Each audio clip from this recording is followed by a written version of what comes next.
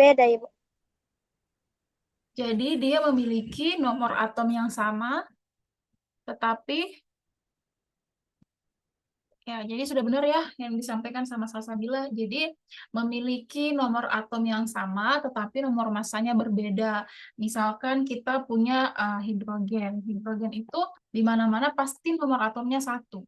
Tapi nomor massa hidrogen itu bermacam-macam. Ada hidrogen 2, berarti nomor massanya 2. Kemudian ada juga uranium.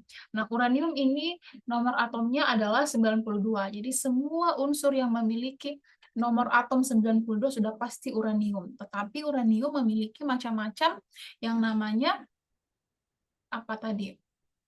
Yang namanya nomor massanya beda-beda ya. Ada uranium 235, kemudian ada uranium 238. Nah, perbedaan massa atom ini yang membuat uranium itu memiliki sifat yang berbeda.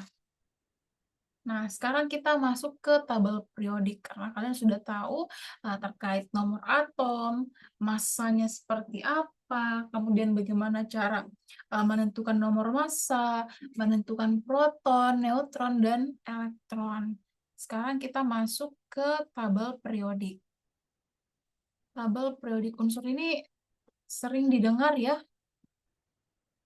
pasti pas SMA kalian sudah sering mendengar yang namanya tabel periodik. Ada yang ingat apa itu yang dimaksud dengan tabel periodik? Oh, sorry, sorry. Kayaknya ini backgroundnya Ibu. Saya baru perhatikan.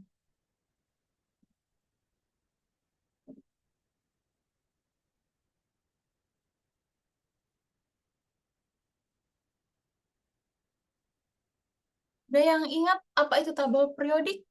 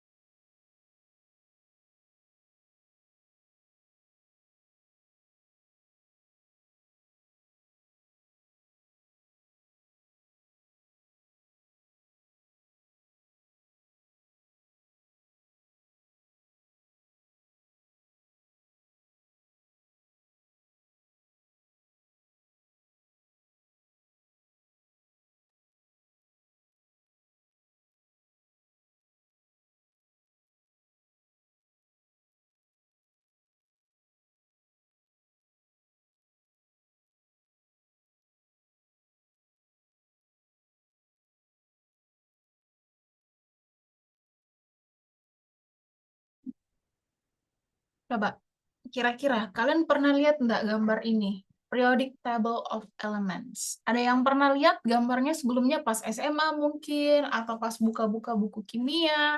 Ada pasti ya yang pernah lihat namanya tabel periodik. Nah, dalam tabel periodik ini sudah ada beberapa unsur yang telah ditemukan. Nah, pas zamannya dulu Ibu sekolah atau pas SMA itu ada beberapa unsur yang belum ditemukan, tetapi sudah ada nomor atomnya. Tapi unsurnya itu belum ada. Nah, kalau kalian tahu, Mbak,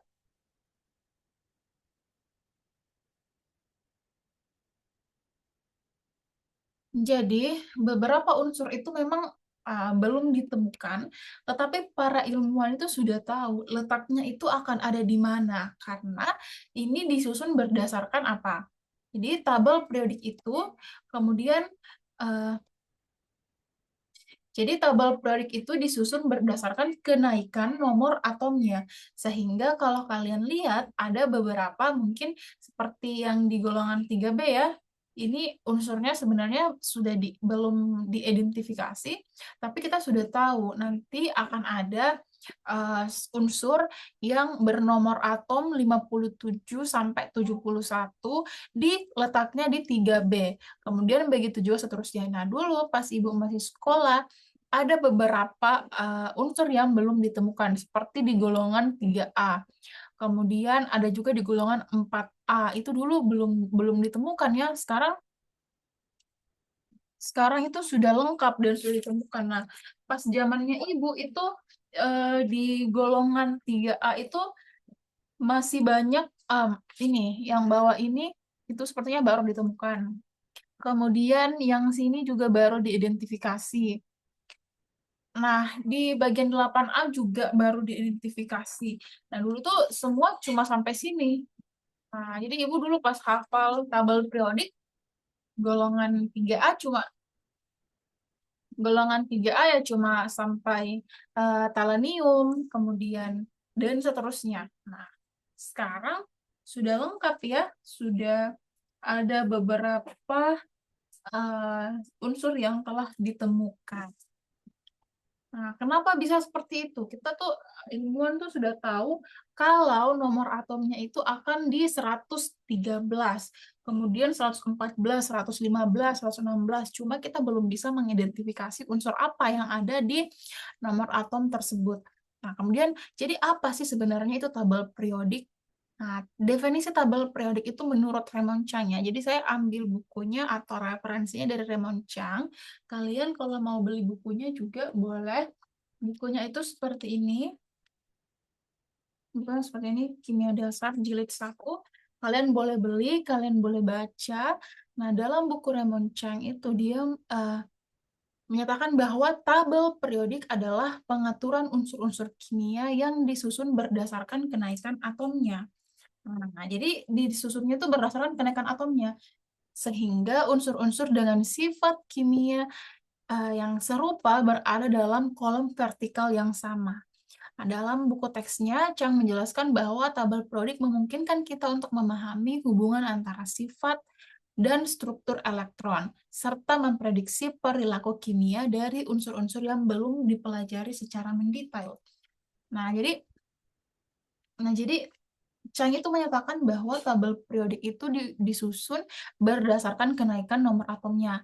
Nah, boleh kalian lihat di sini. Di sini uh, disusun berdasarkan kenaikan nomor atomnya ya. Kita lihat 1, kemudian 3, 4, nah, kemudian kan 5, 6. Jadi ini 1, di sini ada 2 ya. Di golongan 8A, kemudian ada 3, 4, kemudian dilanjutkan, dan seterusnya. Jadi ini disusun berdasarkan kenaikan nomor atomnya.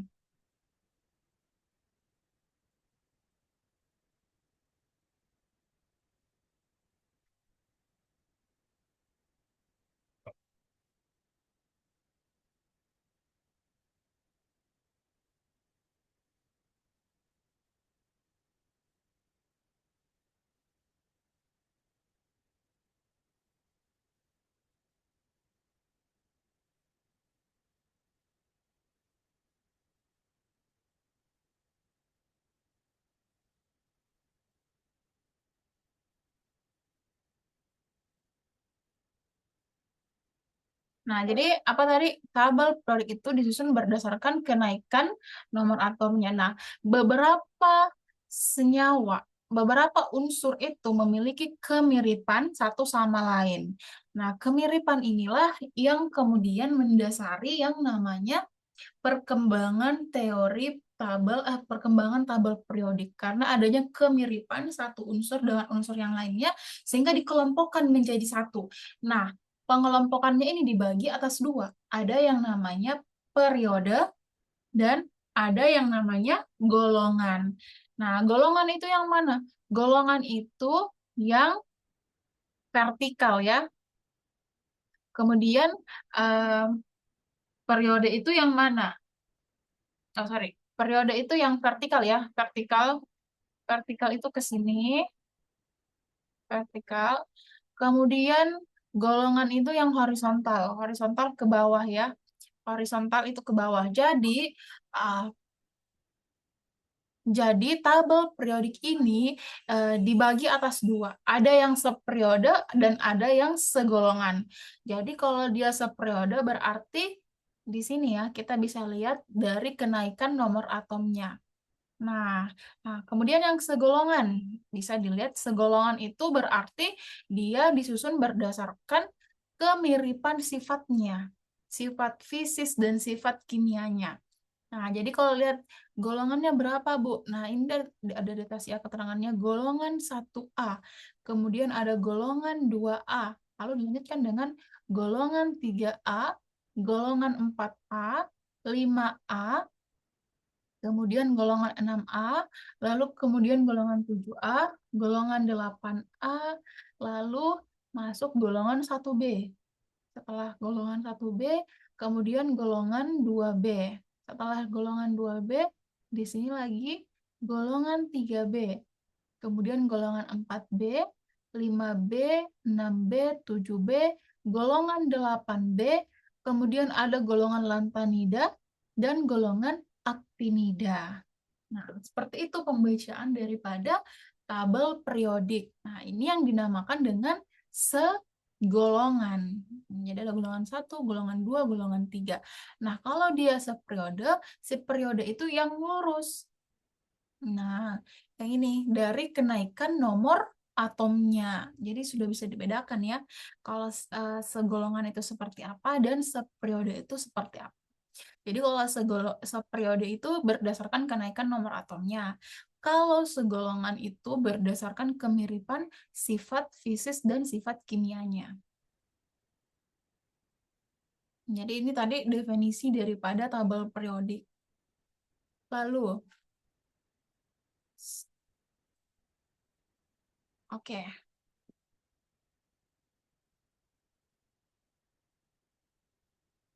Ngapain tadi terbuka ya?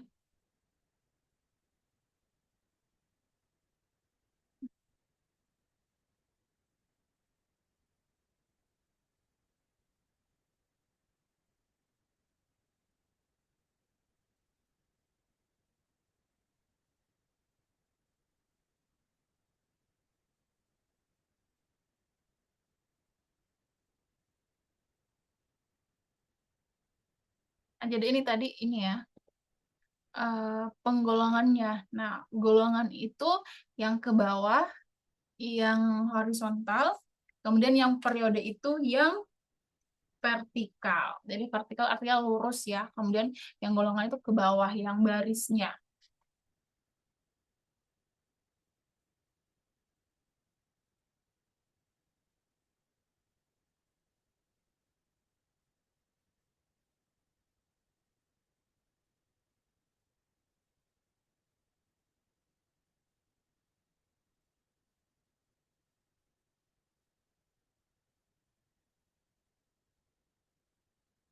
Ini kenapa ya gambarnya nggak terbuka?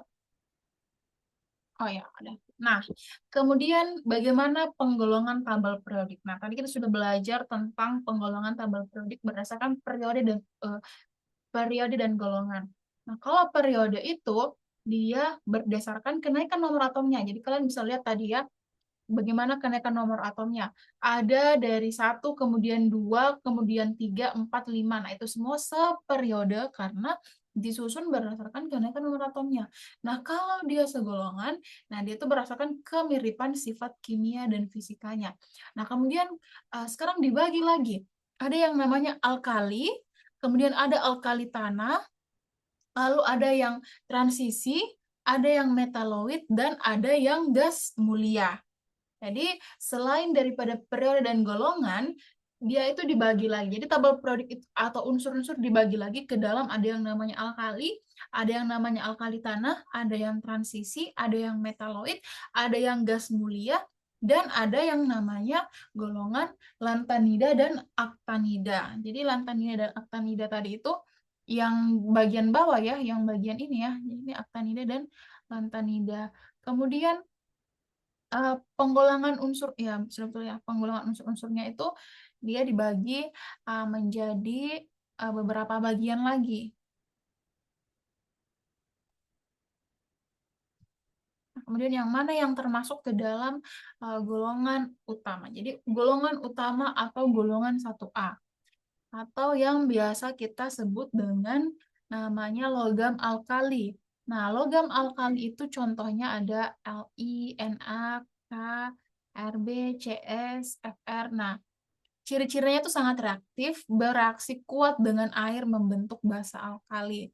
Nah, yang mana tadi? Sorry. Jadi yang pertama ada logam alkali. Nah, logam alkali itu dia terdiri dari golongan 1A kecuali hidrogen ya. Jadi golongan 1A kecuali hidrogen. Jadi hidrogen ini memang spesial karena dia selalu dikecualikan. Kemudian yang kedua ada golongan 2A atau logam alkali tanah.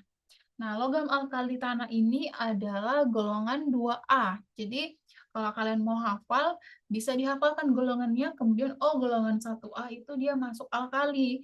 Kemudian, logam 2A itu masuk ke dalam alkali tanah. Jadi, semuanya ini adalah metal ya.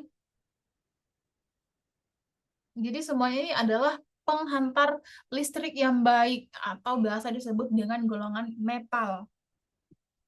Nah, golongan metal ini dibagi lagi menjadi logam alkali, kemudian ada logam alkali tanah atau golongan 2A.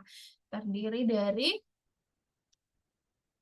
dari Be, Mg, Ca, kemudian ciri khususnya dia kurang reaktif dibanding alkali. Jadi kurang reaktif kalau dibandingkan dengan alkali dan membentuk senyawa basa. Hampir mirip ya dengan golongan utama, tetapi dia hanya kurang reaktif. Kemudian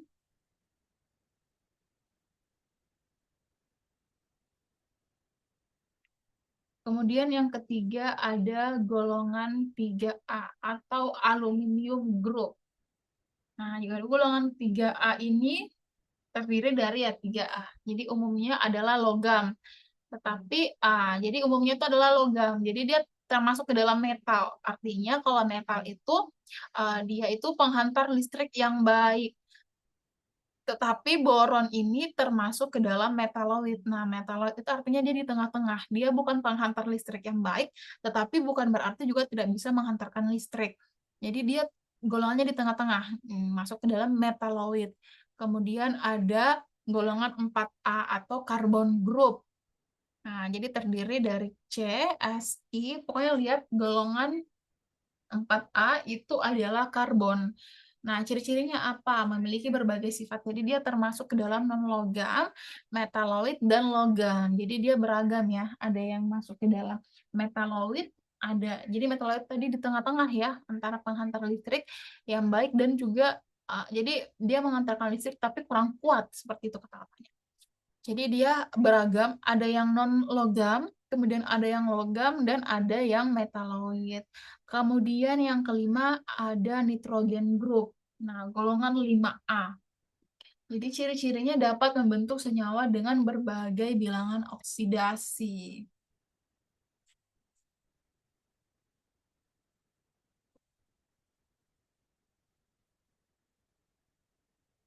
Kemudian ada golongan 6A atau oksigen group atau kalkogen. Nah, jadi ciri-cirinya banyak membentuk senyawa oksida dan sulfida. Kemudian golongan 7A atau halogen, dia itu ciri-cirinya sangat reaktif, mudah membentuk garam dengan logam. Kemudian kemudian golongan 8A atau gas mulia, dia itu tidak reaktif atau inert karena memiliki konfigurasi elektron yang stabil. Nah, jadi golongan gas mulia ini golongan yang bisa dibilang sesuai dengan aturan Oklet dan Duplet ya. Jadi itulah kenapa dia stabil. Karena dia itu sudah cukup, dia tidak perlu menerima ataupun dia tidak perlu melepaskan elektron, sehingga golongan 8A ini adalah golongan yang ada dalam satu-satunya unsur bebas yang ada di sekitar kita. Kenapa dinamakan unsur bebas? Karena dia tidak berikatan dengan unsur yang lain. Nah, seperti misalnya hidrogen. Hidrogen itu tidak ada di alam sekitar kita. Kenapa? Karena hidrogen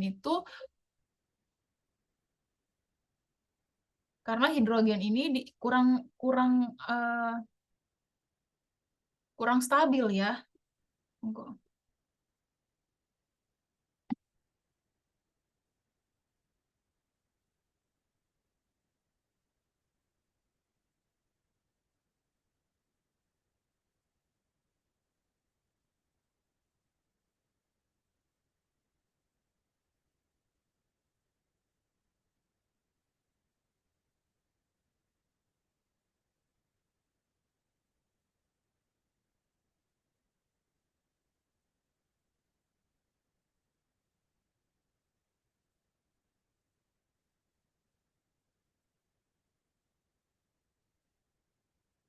Jadi, misal kita punya hidrogen. Nah, hidrogen itu sebenarnya tidak ada di alam ya, dalam keadaan tidak berikatan. Jadi hidrogen unsurnya yang bebas itu tidak ada. Hidrogen itu selalu berikatan entah dengan oksigen dan unsur-unsur yang lain untuk kemudian ada di sekitar kita.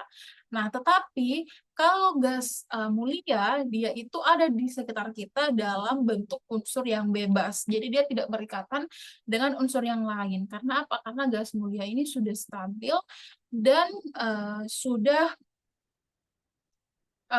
sudah stabil dan inert atau tidak reaktif sehingga dia bisa berada di lingkungan sekitar kita.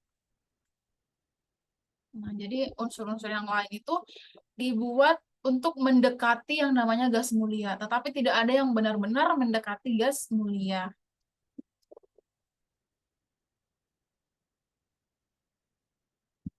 Kemudian yang terakhir ada golongan transisi yang dimana dia terdapat di tengah tabel periodik. Nah, belum terakhir ya. Sorry. Maksud saya tadi yang untuk golongan uh, yang 1A sampai dengan 8A ya. Sekarang kita masuk ke transisi atau golongan B. Itu dia terdapat di tengah tabel periodik.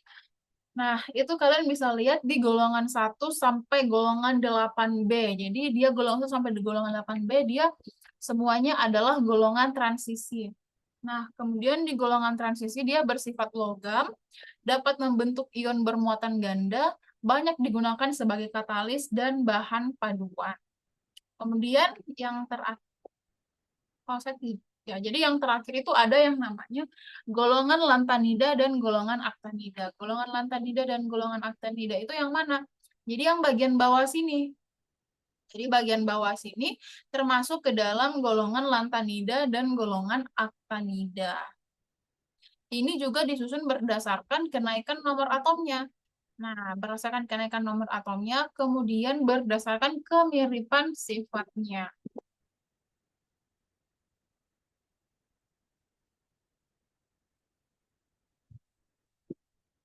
Nah, bagaimana konfigurasi elektron, kation, dan anion? Nah, kalian bisa lihat ya, tadi Ibu sudah jelaskan terkait golongan 8A atau gas mulia. Golongan gas mulia ini di sini dia dinilai sudah stabil, sudah tidak reaktif sehingga dia sudah bisa berada dalam unsur bebasnya. Nah, bagaimana konfigurasi elektron, kation, dan anionnya? Nah, jadi atom yang kehilangan elektron jadi atom kehilangan elektron sehingga kation memiliki konfigurasi gas mulia pada elektron terluarnya. Nah, atom yang memperoleh elektron sehingga anion memiliki konfigurasi gas mulia pada elektron terluarnya. Jadi contohnya ini ya. Nah, pada golongan 1A.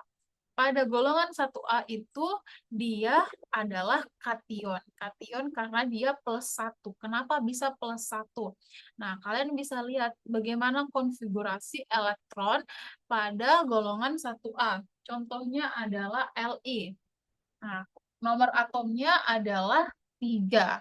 Nah, nomor atom 3 itu dia cenderung harus melepaskan 1 elektron.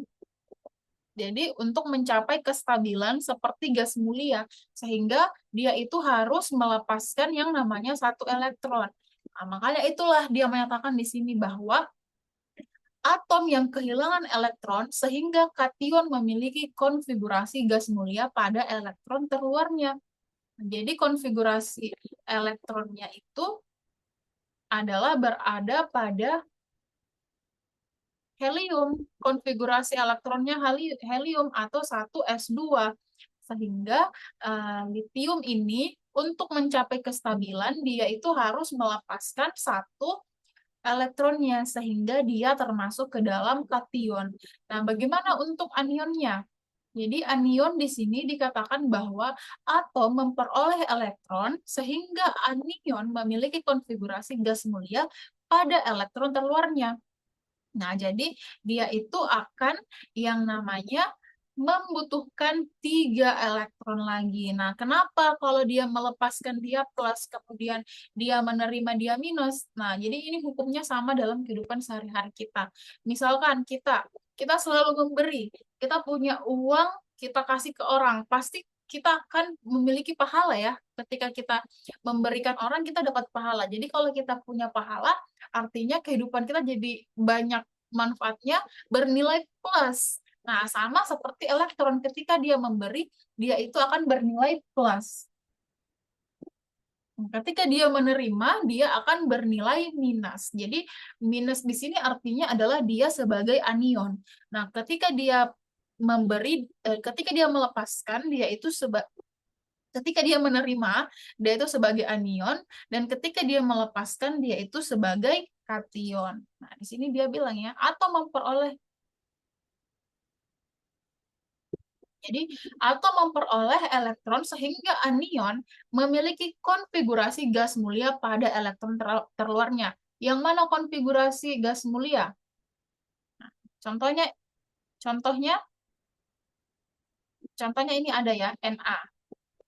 Jadi Na itu di elektron terluarnya, jadi di konfigurasi elektron terluarnya di kulit es, subkulit es, kulit 3, subkulit es, dia itu konfigurasinya adalah 3s1.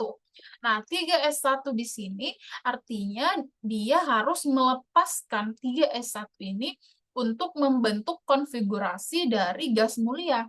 Nah, kalau dia sudah melepaskan, dia berubah menjadi kation atau Na plus seperti itu. Begitu juga untuk O2- ya. Nah, jadi dia melepaskan, jadi dia bukan melepaskan, dia menerima 2 elektron. Nah, ketika dia menerima 2 elektron, maka itu akan menjadi anion. Sehingga ketika dia berubah menjadi anion, dituliskan di atasnya O2-, karena artinya dia menerima. Jadi ketika kita memberi, ketika satu atom itu memberikan elektronnya, artinya dia atom itu akan bernilai plus. Nah, kemudian ketika atom menerima elektron, maka atom itu akan bernilai minus, seperti itu. Nah, ini tadi ya, kation dan anion dari unsur-unsurnya. Nah, untuk golongan 1A, dia itu kationnya ada +1. Artinya, dia itu melepaskan 1 elektron untuk mencapai kestabilan seperti yang ada pada gas mulia. Nah, kalian lihat di sini gas mulia itu tidak melepaskan apapun, karena gas mulia ini sudah stabil ya. Jadi, gas mulia sudah stabil, gas mulia sudah tidak perlu lagi melepaskan apapun. Nah, makanya setiap unsur-unsur itu dia harus mendekati yang namanya gas mulia. Jadi, tapi tidak ada unsur yang benar-benar seperti gas mulia. Jadi hanya dibuat menyerupai gas mulia, tetapi tidak ada yang betul-betul seperti kestabilan daripada gas mulia. Nah, jadi untuk golongan 1A, dia itu melepaskan 1 elektron, sehingga kationnya itu +1. Nah, kemudian untuk golongan 2A, dia itu melepaskan 2 elektronnya. Untuk melepaskan 2 elektron, untuk mencapai kestabilannya, sehingga kationnya di sini adalah +2. Kemudian untuk golongan 3A melepaskan 3 elektronnya. Kemudian untuk golongan 5A, 5A di sini termasuk anion ya. Karena apa? Karena dia membutuhkan atau dia menerima 3 elektron. Kemudian untuk golongan 6A, dia ini di sini menerima elektron. Menerima 2 elektron ya. Kemudian untuk golongan 7A, dia menerima 1 elektron. Gimana, ada yang mau ditanyakan?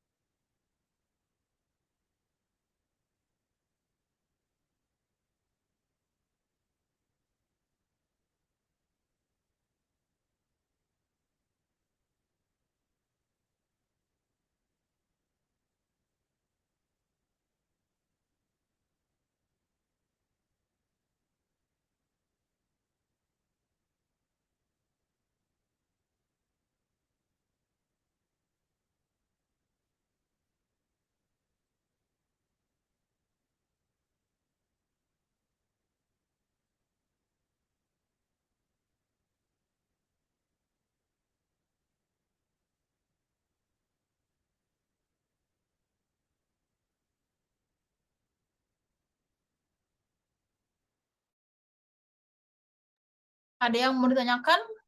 Tidak ada yang mau bertanya? Berarti semua sudah paham ya?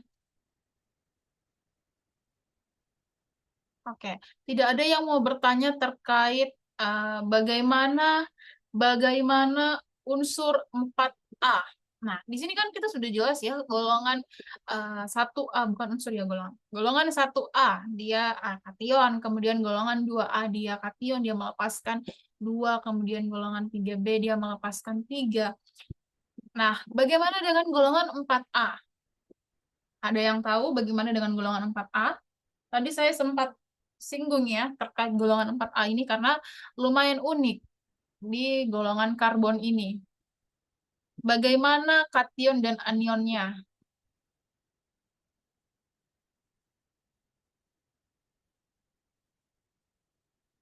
Ada yang tahu?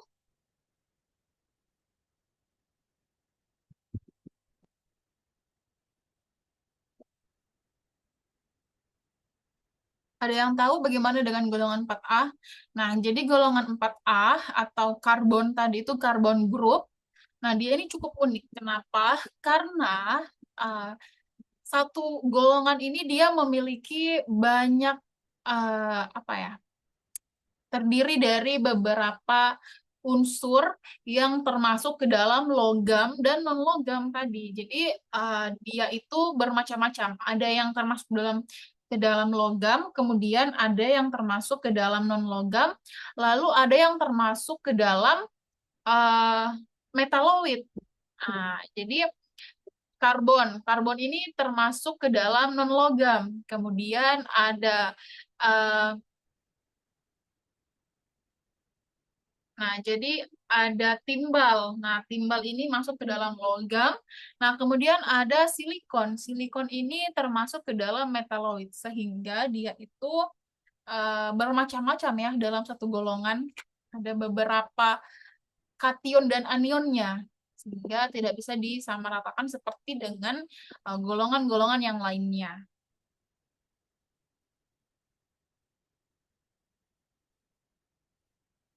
Oke, jadi itu tadi terkait perkembangan tabel periodik unsur. Nah, sejauh ini ada yang mau ditanyakan?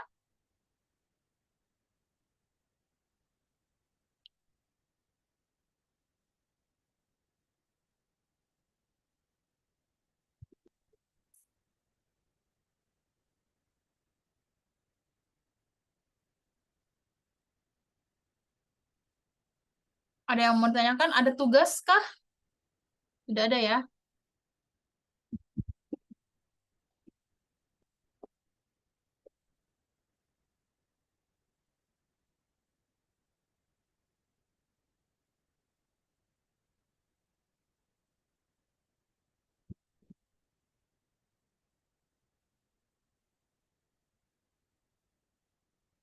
Ada yang mau ditanyakan? Oke. Ah, kalau begitu kita lanjutkan lagi materinya besok ya berarti ya. Kita offline di kampus. Silakan kalian datang.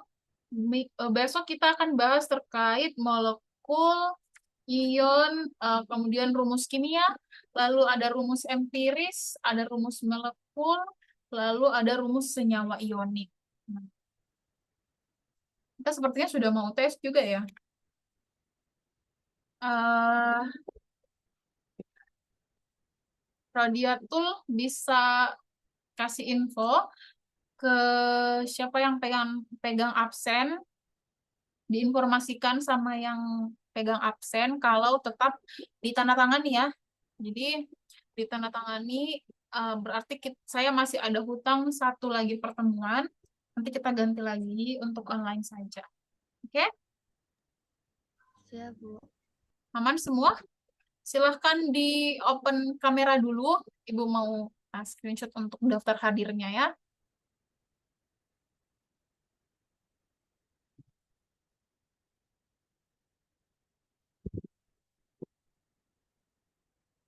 Silakan yang lain.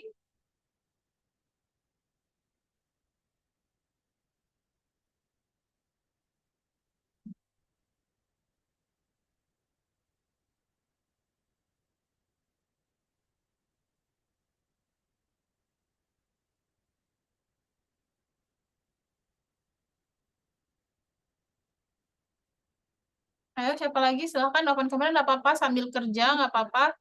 Silahkan.